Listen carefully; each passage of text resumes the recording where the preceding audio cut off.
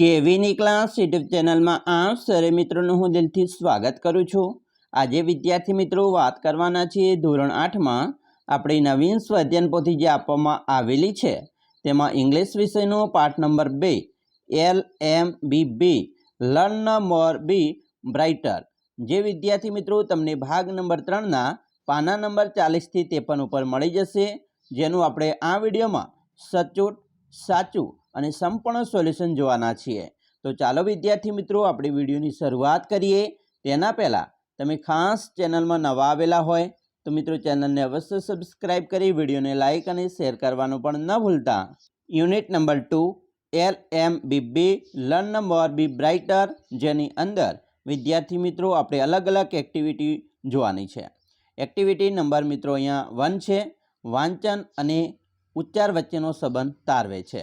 તો અહીંયા તમારે મિત્રો આ જે છે એ કવિતા છે, અહીંયા મિત્રો ફકરો આપેલા છે અલગ અલગ, એને વાંચવાનો છે। અને પછી મિત્રો આપણે અહીંયા એક્ઝામ્પલ તરીકે જેમ કે વે તો ક્રે, તો એવી રીતે મિત્રો આપણે બંધ બેસતું જોડવાનું છે। ચાલો મિત્રો જોઈશું। પહેલું છે સી તો મી થાય, સ્મોલ તો ટોલ્ડ, હિયર તો ડિયર, બરાબર એવી રીતે આપણે મિત્રો લખવાનું હતું।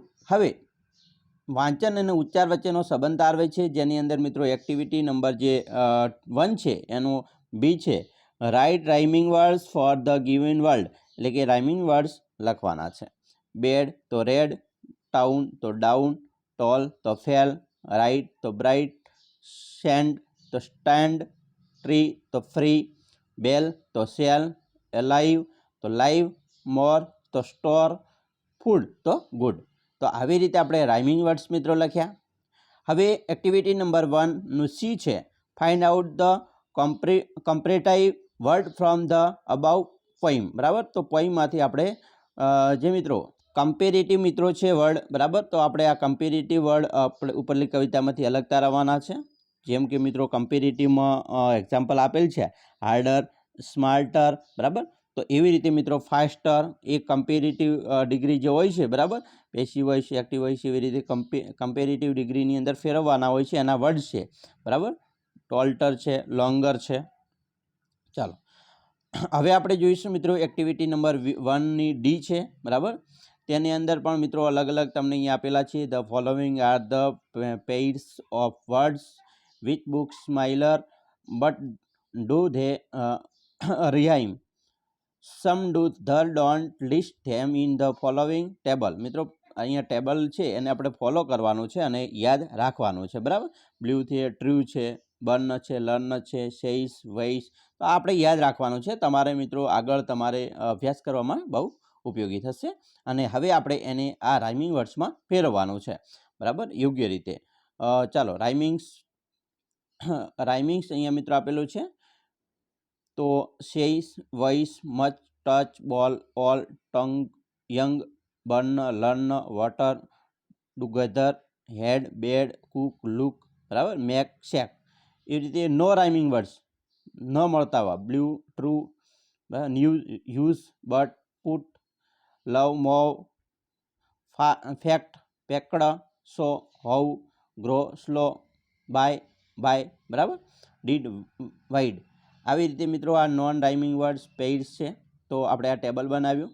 હવે એક્ટિવિટી નંબર મિત્રો 2 છે, તેની અંદર તમે જોઈ શકો છો અહીંયા અલગ અલગ મિત્રો ક્વેશ્ચન જે ફકરો આપેલો છે તેના ઉપરથી લખવાનો છે। મિત્રો અહીંયા પહેલું છે, બરાબર, in which Indian city is the Taj Mahal locked, તો તાજમહેલ ક્યાં આવેલો છે, તો આગ્રામાં, તો આપણે સી જવાબ બરાબર આવશે। તેવી રીતે મિત્રો અહીંયા બીજું છે, તેમાં ડી જવાબ છે, શાહજહાન, બરાબર, શાહજહાં જેણે તાજમહેલ બનાવેલો હતો। ત્રીજું છે એમાં વ્હાઇટ માર્બલ, બરાબર, શાનાથી બનેલો છે, તો વ્હાઇટ માર્બલથી બનેલો છે। ચોથું છે મિત્રો તેની અંદર આવશે આ 12, બરાબર, 12 યર। પછી પાંચમું છે તેની અંદર મિત્રો આ વાક્ય કેવું છે, તો ટ્રુ છે, બરાબર। છઠ્ઠું છે તો તેમાં મિત્રો આવશે જવાબ D, food in plastic bags, બરાબર। સાતમામાં મિત્રો યસ આવશે અને પછી આ વાક્ય લખી દેવાનું છે। આઠમું છે તેની અંદર મિત્રો જવાબ આવશે એ। નવમું છે તેની અંદર મિત્રો જવાબ આવશે બી, 1983। 10મામાં મિત્રો ટ્રુ સાચું વાક્ય છે। એક્ટિવિટી નંબર મિત્રો આગળ છે, બરાબર, 2A તો અહીંયા આપણે શું કરવાનું છે, ફકરો આપેલો છે અને ફકરાના આધારે મિત્રો અહીંયા પ્રશ્નોના જવાબ આપવાના છે. પહેલો પ્રશ્ન છે એનો જવાબ, બીજો પ્રશ્નનો જવાબ, ત્રીજા પ્રશ્નનો જવાબ, ચોથો, પાંચમો, બરાબર, છઠ્ઠો. તમને અહીંયા પ્રશ્નોના જવાબ વ્યવસ્થિત લખીને આપી દીધા છે, તમારે ઓનલી ફોર લખી લેવાનું રહેશે. બરાબર મિત્રો, 10 સુધી છે અને છેલ્લે મિત્રો 10મું વાક્ય છે સાચું કે ખોટું, તો આ વાક્ય ખોટું છે. ઓકે, ચાલો હવે આપણે આગળ વધીશું મિત્રો. એક્ટિવિટી નંબર 3B છે. તો અહીંયા મિત્રો આપણે લખવાનું છે કે આ વાક્ય કોણ બોલે છે. બરાબર, અહીંયા કિંગ અકબર, આ વાક્ય કિંગ અકબર બોલે છે. સંત હરિદાસ, કિંગ અકબર અને સંત હરિદાસ. બરાબર, તો આવી રીતે મિત્રો આપણે વાક્ય લખ્યા. આગળની એક્ટિવિટી મિત્રો જોઈશું. અહીંયા પણ પેલો ટેબલ છે એના ઉપરથી જવાબ આપવાના છે. બરાબર, અહીંયા આપણે જવાબ લખી દીધા છે. આવી રીતે તમારે પણ મિત્રો લખવાના રહેશે. ઓકે, ખાલી જગ્યા મિત્રો પૂર્ણ કરવાની છે. એક પ્રશ્ન છે એમાં 2 ખાલી જગ્યા છે. બરાબર, ચાલો હવે તમે આ લખી દીધું હશે. નેક્સ્ટ એક્ટિવિટી મિત્રો જોઈશું. તેની અંદર પણ મિત્રો અહીંયા આપેલું છે, તમને શબ્દો આપેલા છે, શબ્દો ઉપરથી ખાલી જગ્યા પૂર્ણ કરવાની છે. પહેલું છે એમાં સ્પેરો, પેરોટ, બરાબર, ઓસ્ટ્રીચ, પીકોક અને ઈગલ. તો આવી રીતે આપણે મિત્રો ખાલી જગ્યા પૂર્ણ કરી. એક્ટિવિટી નંબર 4C છે. બરાબર, એની અંદર પણ મિત્રો ટેબલ ઉપરથી ખરા ખોટા જણાવવાના છે. પહેલું છે તો એ ફોલ્સ છે, ખોટું છે. બીજું ટ્રુ છે. ત્રીજું વાક્ય ટ્રુ, ચોથું ટ્રુ, પાંચમું અને છઠ્ઠું ફોલ્સ છે. ઓકે, ચાલો નેક્સ્ટ એક્ટિવિટી નંબર 4D. બરાબર, એની અંદર પણ મિત્રો ટેબલ આપેલું છે. ટેબલ ઉપરથી તમને અહીંયા પ્રશ્નોના જવાબ આપેલા છે અને એના જવાબો મિત્રો આપણે લખી દીધા છે. 1 થી 10 પ્રશ્નો છે, તમે જોઈ શકો છો. પહેલો પ્રશ્ન, બીજો, ત્રીજો, ચોથો પ્રશ્ન, 5, 6, 7, 8, 9 અને 10. 10 પ્રશ્નોના વ્યવસ્થિત જવાબ તમને અહીંયા લખીને આપેલા છે. બરાબર, તમારે લખવાના છે. નેક્સ્ટ એક્ટિવિટી છે મિત્રો, અહીંયા જેમ એક્ઝામ્પલ આપેલું છે, બરાબર, એવી રીતે મિત્રો ખાલી જગ્યા પૂર્ણ કરવાની છે. તો અસ ફ્રી અસ અ બર્ડ. બરાબર, એવી રીતે મિત્રો ફોક્સ, અ બેટ, અ વુલ્ફ, અ લેમ્પ, અ વી. તો આવી રીતે આપણે ખાલી જગ્યા પૂર્ણ કરી. એક્ટિવિટી નંબર 6 છે. અહીંયા મિત્રો શું કરવાનું છે, તો draw a first picture and write sentence as given in the example. મિત્રો અહીંયા એક્ઝામ્પલ આપેલા છે તેવી રીતે વાક્ય લખવાના છે. અહીંયા તમને આ બિગ છે, આ બિગર એથી મોટું અને બિગેસ્ટ એથી મોટું. બરાબર, નાનું એથી મોટું, એથી મોટું. અહીંયા મિત્રો તમને ઉદાહરણ આપેલા છે. The blue ball is big. તો અહીંયા મિત્રો બ્લુ બોલ બતાવવાનો હતો, પરંતુ અહીંયા ચિત્ર બતાવ્યું છે, એટલે આ ચિત્ર મૂકવામાં અહીંયા ભૂલ થયેલી છે. બરાબર, પછી અહીંયા મિત્રો જો તમને બતાવી દઉં. અહીંયા બ્લુ બોલ હતો, તમારે બ્લુ બોલ ગણવાનો છે આવી રીતે. બરાબર, પછી અહીંયા શું છે, તો કે the yellow ball is the biggest then the blue ball. તો અહીંયા મિત્રો યલો બોલ બતાવવાનો હતો. અહીંયા યલો બોલ છે, તમારે યાદ રાખવાનું કે આ બોલ છે એ યલો છે. બરાબર, અને એના પછી મિત્રો ત્રીજું વાક્ય છે, ધ રેડ બોલ is the biggest among all. તો સૌથી વધારે મોટો બોલ તો રેડ. તો અહીંયા બોલ છે કેવો છે, રેડ બોલ છે. બરાબર, અહીંયા ચિત્ર મૂકવામાં થોડીક ભૂલ થઈ છે, કારણ કે આપણે વાક્ય પ્રમાણે જો ગોઠવવા જઈએ ચિત્ર, તો આવી રીતે ચિત્ર હોવું જોઈએ. બરાબર ને, તમને ખ્યાલ આવી ગયો હશે. બરાબર, અહીંયા પહેલો બોલ છે એ નાનો છે, બીજો છે બ્લુ કરતાં યલો મોટો છે, અને ત્રીજું યલો કરતાં પણ રેડ કેવો છે, બિગેસ્ટ છે, મોટો છે. બરાબર, વધારે ચડિયાતો બતાવ્યો છે. તો આવી રીતે તમારે બોલ છે મિત્રો ખાસ ગોઠવી દેવાના. ચિત્ર મૂકવામાં થોડીક ભૂલ થયેલી છે. ચાલો હવે તમને ખ્યાલ આવી ગયો હશે. તેવી રીતે આપણે મિત્રો બીજા પણ ચિત્ર પૂર્ણ કરવાના છે. બરાબર, લાઇએસ્ટ. બરાબર, અહીંયા મિત્રો નાનું એથી મોટું, એથી મોટું. બરાબર, એના વાક્ય પણ તમને અહીંયા આપી દેવામાં આવેલા છે. Bheem is light.